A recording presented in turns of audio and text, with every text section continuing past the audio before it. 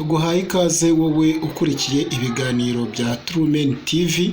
Nimba ari ubwa mbere turagusaba gukora subscribe, like, share and comment kugira ngo uzajye ubona ibiganiro byacu bya buri munsi tuzajya dushyiraho. Uyu munsi tugiye kureba ese ni ibihe bintu bigomba kuba inzu yawe yujuje.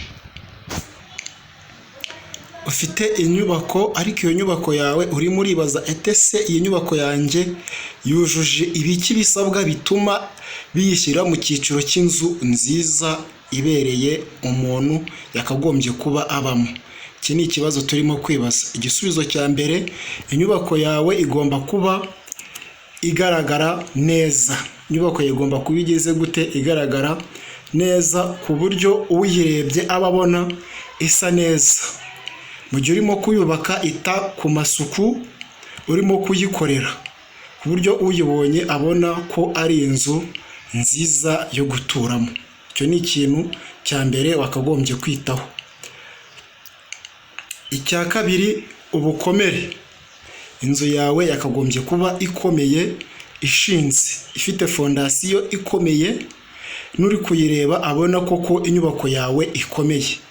Murabona hariya inkingi, iyi nkingi igomba kuba ikomeye, yicaye kuri fondasiyo ikomeye ku buryo umuyaga uyihushye igomba kuba iri stable and strength ikomeye.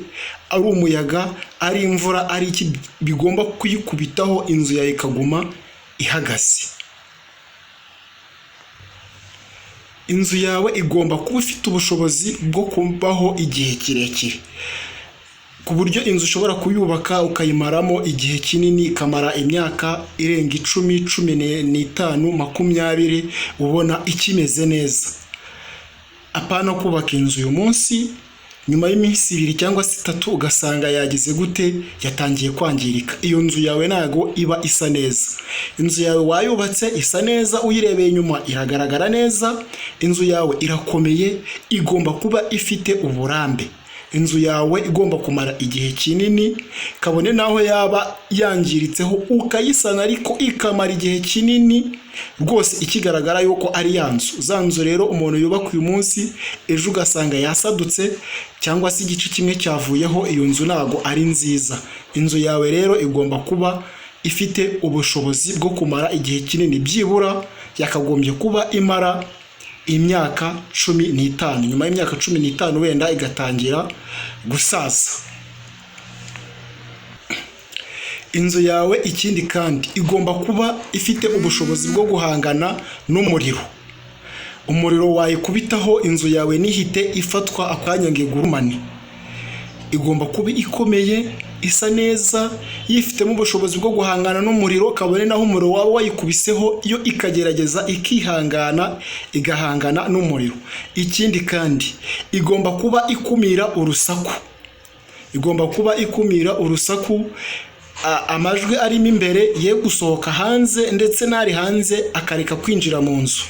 Inzu zacu rero kugira ngo tumenye yuko zimeze neza nuko zigomba kuba zifite ubushobozi bwo kugerageza guhangana n'amajwi, umuriro kuba wayataka, ndetse n'ubushyuhe. Hano hari igihe umuntu usanga afite inzu ariko inzu ye providinga ubushyuhe bwinshi cyane ku buryo uyirimo uba ugira ngo uri mu itanura. Si uko byakagombye rero kuba bimeze. Inzu yawe yakagombye kuba ikomeye, ihangana n'ubushyuhe, ndetse n'umuriro wayigeraho igasanga ni urutare, amajwi ari mu nzu akagumamo mu nzu akanga gusohoka hanze. Icya gatandatu, icyo twita cost effectiveness. Ya nyubako yawe wayubatse ni nziza, isa neza, ariko nanone igomba kuba idakabya mu biciro. Igomba kuba yubatse imeze neza, ariko nanone twajya mu biciro ugasanga ihendutse.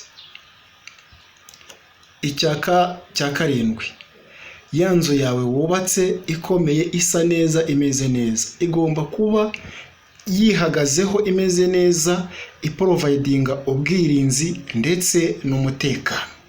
Aha ni ukuvuga iki? Mu gihe hari umuntu uje kuza kukwiba akayicukura, iyo nzu yawe iba ikomeye, ataza kwicukura mu buryo bumworoheye. Ikindi kandi iyo nzu yawe yakagombye kuba yifitemo uburyo ki ihamagara cyangwa se ihuruza. Ku nzu zigezweho haba harimo icyo twita sisiteme ya aramu, ku buryo inzu ukimara kuyegeraho urimo ukora ibintu bidakwiye ihuruza itabaza. Iyo nzu yawe rero iyo ifite iyo poropati ni inzu iba ikomeye, ku buryo n'umuntu wayubatse uyifite aba afite umutekano. Iyo aryamye ayirimo cyangwa se atayirimo ntago aba ahangayitse ari kuvuga ati abajura bashobora kuntera. Inzu yawe rero nuyubaka, muri bya bikoresho wakoresheje uyubaka ugomba kumekinga sure yuko biprovidinga safety and security. Icyanyuma ari nacyo dusorezaho, inzu yawe igomba kuba iri accessible. Inzu yawe uyinjiyemo mo imbere ubasha kujya mu cyumba kimwe ukajya mu kindi ukajya mu kindi mu buryo bukoroheye. Aha hari igihe usanga abantu bakoze amakosa yo gukora inzu, ariko kugira ngo uve mu cyumba kimwe ujya mu kindi bigusaba kwinjira mu kindi cyumba. Wenda reka tuvuge nk'urugero nk'uyu muryango hano twawufunze, noneho ugasanga umuryango ujya muri iki cyumba twawushyize aha. Biba bivuze yuko kugira ngo uyu muntu azajya muri no bedroom yaha hejuru azajya aca muri iki cyumba cyo hasi. Bishatse kuvuga ko ayo aba ari amakosa. Inzu yawe wayikoze, yikore neza ku buryo uyinjiramo bimworohera, winjira mu gikoni bimworohere, ujya mu cyumba cya mbere bimworohere, ujya mu cya kabiri, ujya mu cya gatatu, ujya mu bwiherero, ujya mu cya kane, uza mu kaveranda, aba ari inzu yawe yorohereye umuntu kuyikoresha. Dusoza ikiganiro cyacu, ubwo ndumva nashidikanya yuko cya kibazo cyacu twatangiranye cyashubijwe neza. Ikibazo cyacu cyari what are the requirement of good building, ibintu byiza inzu yakagombye kuba yujuje. Cyambere twavuze ko igomba kuba ifite ubwiza appearance, kabiri strength and stability, igomba kuba ifite ubukomere. Ikindi igomba kuba imara igihe kinini, uburambe durability. Ikindi cya kane cyari icyo twita thermal and acoustic insulation, igomba kuba ifite ubushobozi bwo kurinda ubushyuhe ndetse no gukumira amajwi. Ikindi ni icyo twise cost effectiveness, igomba kuba idakabije mu biciro, ihendutse.